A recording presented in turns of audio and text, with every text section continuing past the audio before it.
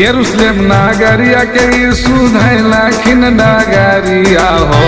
यरूशलेम नागरिया के यीशु धैलाखिन डागरिया हो।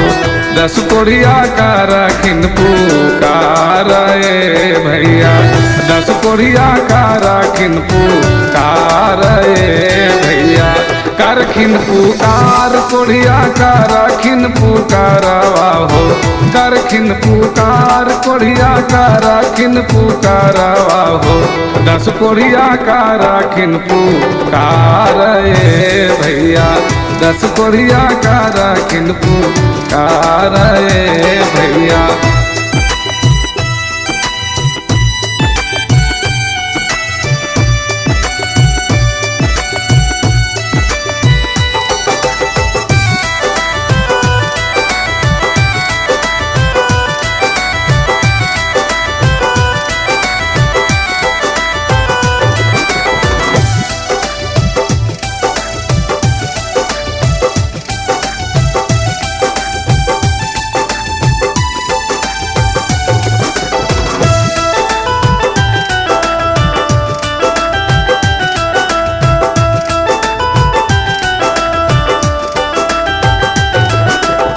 सुन ले हो हमारो यार जिया यीशु। सुन ले हो हमारो यार जिया यीशु। सुन हो यार जिया यीशु फेरा हो नजरिया हो।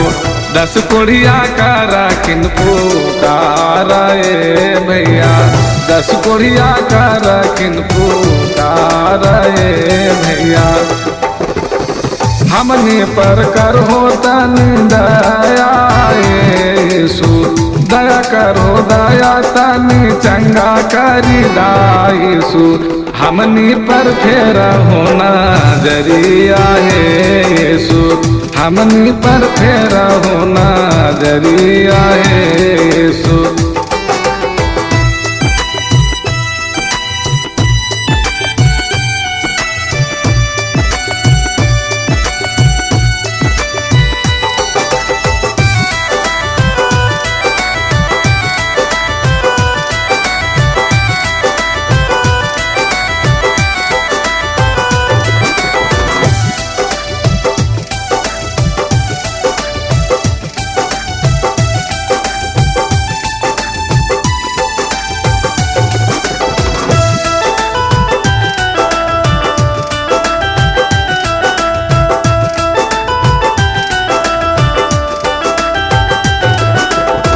इतना वचनिया सुनी सूजी बोला लखिन हो। अपन दैया भैया याजक के देखावा हो। अपन दैया भैया याजक के देखावा हो। 9 कोढ़िया नागर लौटी गेल के भैया। 9 कोढ़िया नागर लौटी गेल के भैया। 1 कोढ़िया करे जय जयकार भैया। 1 कोढ़िया करे जय जयकार